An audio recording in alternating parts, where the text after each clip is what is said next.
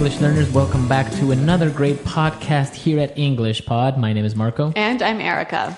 And today we're going to be talking about one of our favorite topics, as always. Food. Food. We're going to be at a restaurant. And, you know, one of the most difficult or embarrassing things to deal with at a restaurant is what to say when you don't like the food or when it's bad quality food. Right. So maybe we have to complain about the food or maybe even the service, right? That's right. And in this lesson, we're going to be learning some really wonderful words and phrases that you can use when you need to complain about the food or the service in a restaurant.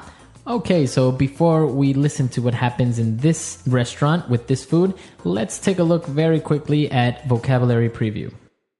Vocabulary preview. Okay, we're only going to do one word today, and this you'll hear in the dialogue. An establishment. Establishment. This kind of establishment. Okay, so when I say an establishment, that's a noun. What is an establishment? It's basically a fancy word for a business or a restaurant in this case. In this case, it's a restaurant. Yep. But in general, you can say it's a business. So you have a very fine establishment. That's right. So an establishment, a type of business, a place of business, really. Very good. All right, so now it's time for us to listen to our dialogue. We're going to find out what's going on here. Apparently, there is a very angry customer, and we're going to find out why. Excuse me, waiter. Yes, sir. What can I do for you? I've been sitting here for the past 20 minutes and no one has offered me a glass of water, brought any bread to the table, and our appetizers haven't been served yet. You know, in this kind of establishment, I'd expect much better service. I'm sorry, sir. I'll check on your order right away. Relax, honey.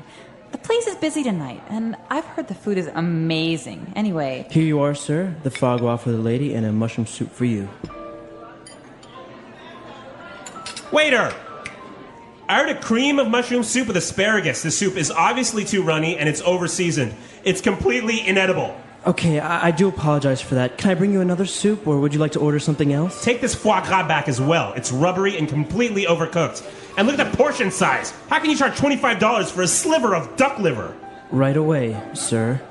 Honey, come on. The foie gras was fine. Why are you making such a big deal? Are you trying to get our meal comped again? What do you mean? We are paying for this, and I'm shelling out my hard-earned bucks. I expect value for money. Here you are, sir. I hope it is all right now. The chef has prepared it especially for you. Yes, fine.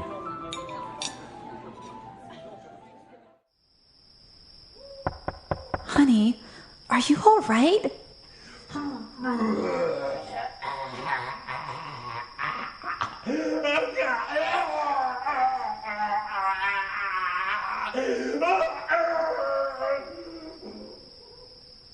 Well, I guess that's one lesson, hey? If you're in a restaurant, don't be too rude to the waiter. You never know what's going to happen. The waiter and the cook, right? Yeah, you don't want to offend that kitchen staff.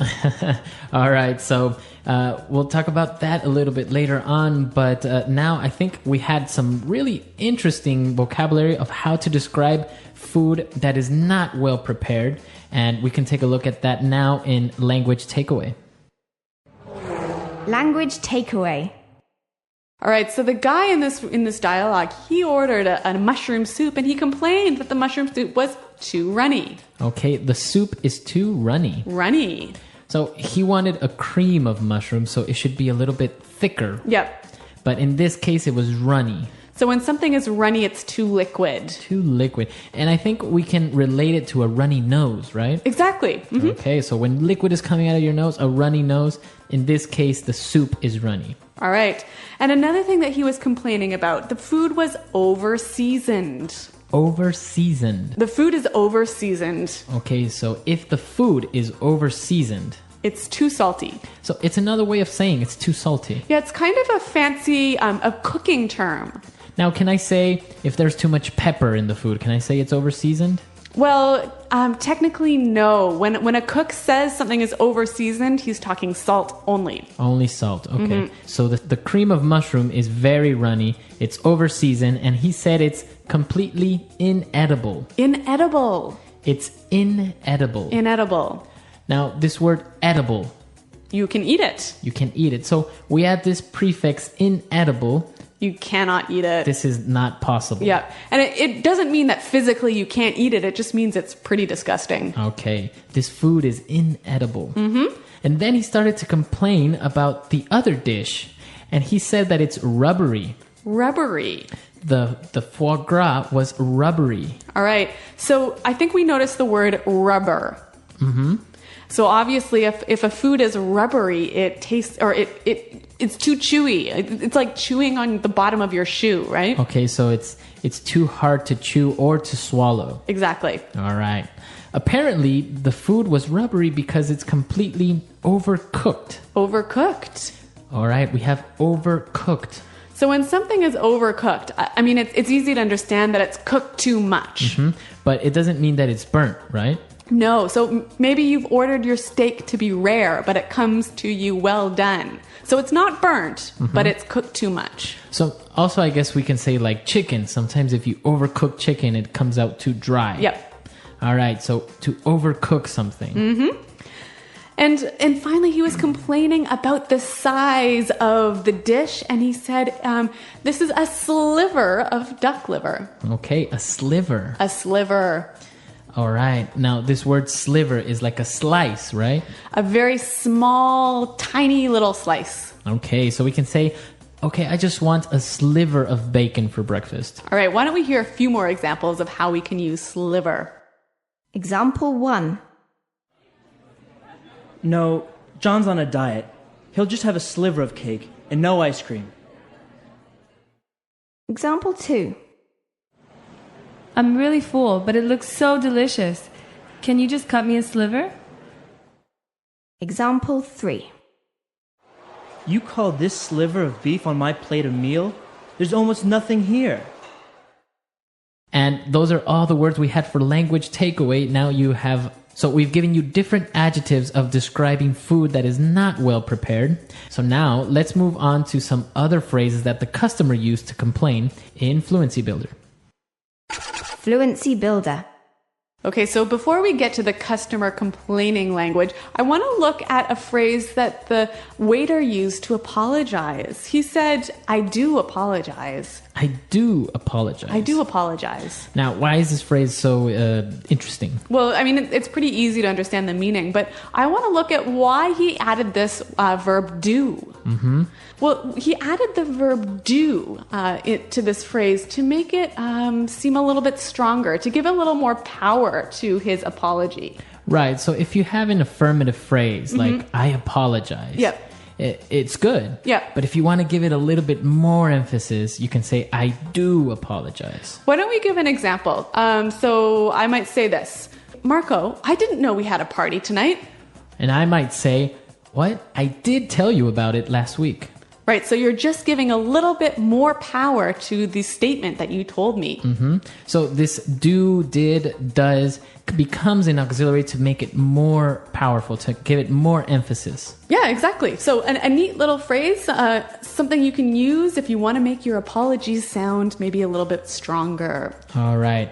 Now, moving on to the next phrase. He was complaining about the food and it was terrible, and he said, I'm shelling out my hard-earned bucks. Okay, let's break this one down into two sections. We'll start with shelling out. All right, so to shell out. So when you shell out, you pay for something. All right, but this gives you the sensation that you don't really want to pay. You're a bit unhappy about it. Right, so you want to shell out your money. Why don't we listen to some examples to show us how we can use this phrase to shell out? Example 1. Great. It's my girlfriend's birthday this month, so I'm going to have to shell out for a present. Example 2. I really want those shoes, but I can't really afford to shell out $400. Example 3. I can't believe it. Ella shelled out the $800 for the tickets. I thought I would have to pay. All right, so now that we understand shell out, let's move on to the second part of that sentence. My hard-earned bucks. Hard-earned bucks. My hard-earned bucks. Okay, so bucks are dollars, right? Dollars. Only dollars, right? Yeah, not pounds, not euros. But his hard-earned bucks is Money he had to work really hard for. So I can also say my hard-earned money, right? Or my hard-earned cash. Exactly. Very good. So you worked hard to get it. All right, so three great phrases that can be used when you're complaining in a restaurant. And why don't we hear them one last time in context by listening to the dialogue? Excuse me, waiter. Yes, sir. What can I do for you? I've been sitting here for the past 20 minutes and no one has offered me a glass of water, brought any bread to the table, and our appetizers haven't been served yet. You know, in this kind of establishment, I'd expect much better service. I'm sorry, sir. I'll check on your order right away. Relax, honey. The place is busy tonight, and I've heard the food is amazing. Anyway, Here you are, sir. The foie gras for the lady and a mushroom soup for you. Waiter! I ordered a cream of mushroom soup with asparagus. The soup is obviously too runny and it's over-seasoned. It's completely inedible. Okay, I do apologize for that. Can I bring you another soup, or would you like to order something else? Take this foie gras back as well. It's rubbery and completely overcooked. And look at the portion size. How can you charge $25 for a sliver of duck liver? Right away, sir. honey, come on. The foie gras was fine. Why are you making such a big deal? Are you trying to get our meal comped again? What do you mean? We are paying for this, and I'm shelling out my hard-earned bucks. I expect value for money. Here you are, sir. I hope it is all right now. The chef has prepared it especially for you. Yes, fine.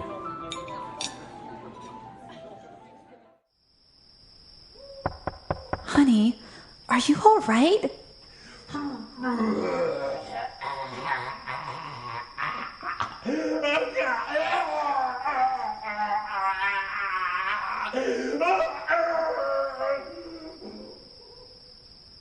So complaining at a restaurant and actually sending food back is not uncommon in the US. Yeah, of course. If the food's bad, of course you're going to send it back. But maybe in other cultures, I think people would be a little bit more reluctant to do something like this. Yeah.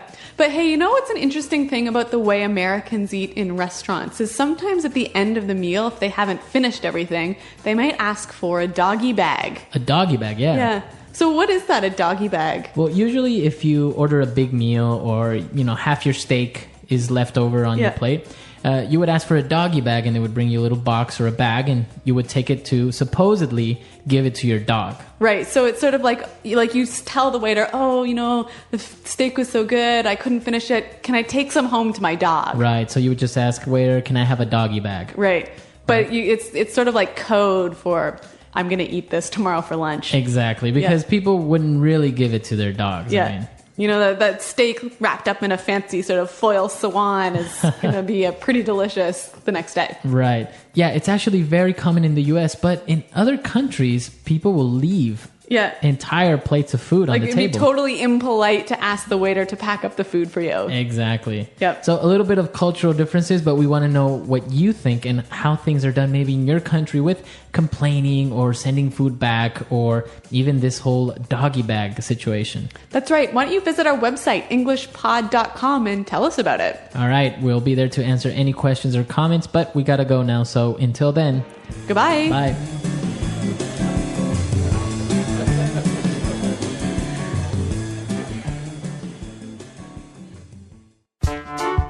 The English Pod Audio Review. Listen to the meaning, then say the vocabulary word. A bad second taste. A bad aftertaste. A strong, unpleasant taste that is opposite of sweet. Bitter. A strong, unpleasant smell.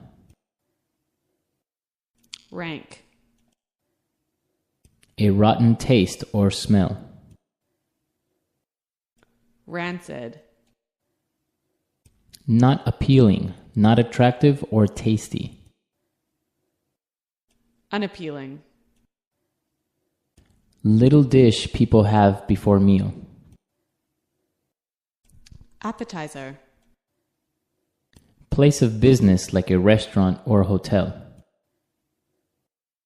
Establishment. Work done by someone to serve customers. Service. The list containing your choices of dishes. Order. A food made from the livers of geese. Foie gras. More liquid than expected. Runny. Too salty. Over-seasoned. Cannot be eaten. Inedible. Difficult to chew. Rubbery. Be cooked over time. Overcooked. The amount of food that is served to a person. Portion size. A small, thin piece. Sliver. Get very upset about something small. Make a big deal. Be given to customers for free. Comp. To spend money. Shell out. Money you work hard for. Hard earned. Let's try that faster. Work done by someone to serve customers. Service. Place of business like a restaurant or hotel. Establishment. More liquid than expected. Runny. The amount of food that is served to a person. Portion size. A strong, unpleasant smell. Rank. Difficult to chew. Rubbery. Too salty. Over-seasoned. Not appealing, not attractive or tasty. Unappealing. Be given to customers for free. Comp. Get very upset about something small. Make a big deal. A strong, unpleasant taste that is opposite of sweet. Bitter. A bad second taste. A bad aftertaste. A food made from the livers of geese. Foie gras. The list containing your choices of dishes. Order. Be cooked over time. Overcooked. Cannot be eaten. Inedible. To spend money. Shell out. Money you work hard for. Hard earned. A rotten taste or smell. Rancid. A small, thin piece. Sliver. Little dish people have before meal. Appetizer. Now say the word and hear it in a sentence. Inedible.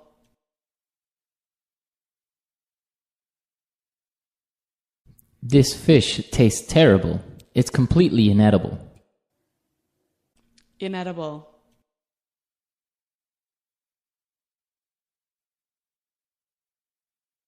If you leave meat out of the refrigerator for too long, it will be inedible. Inedible.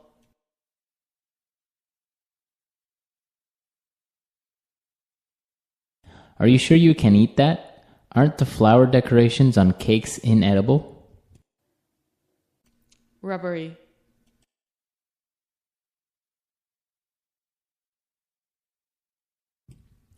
This steak is so rubbery I can barely chew it.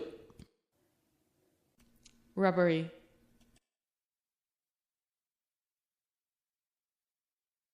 If the meat is so rubbery, why don't you send it back? Rubbery.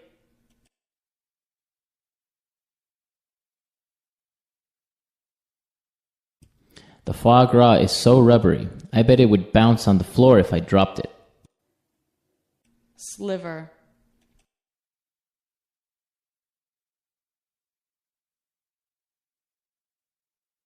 No, John's on a diet. He'll just have a sliver of cake and no ice cream. Sliver.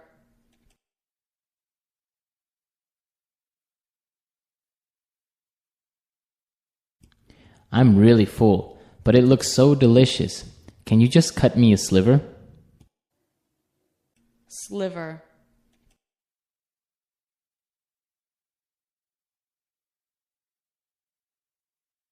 You call this sliver of beef on my plate a meal?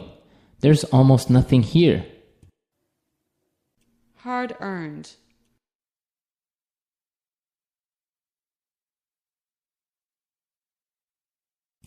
Doesn't it feel good when you use your hard-earned bucks to buy something you've always wanted? Hard earned.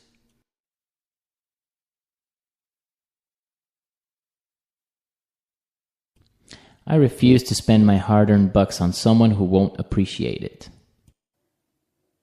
Hard earned.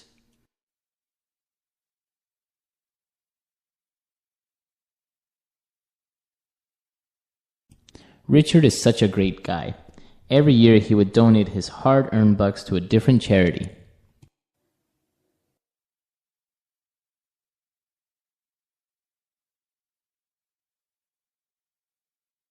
I can't believe I got a parking ticket yesterday. Now I'm going to have to shell out 75 bucks.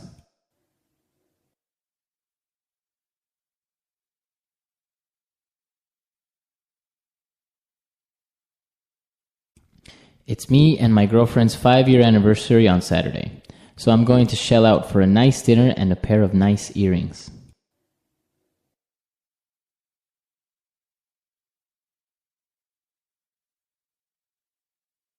Tommy loved to party. Last night he shelled out $300 buying people drinks.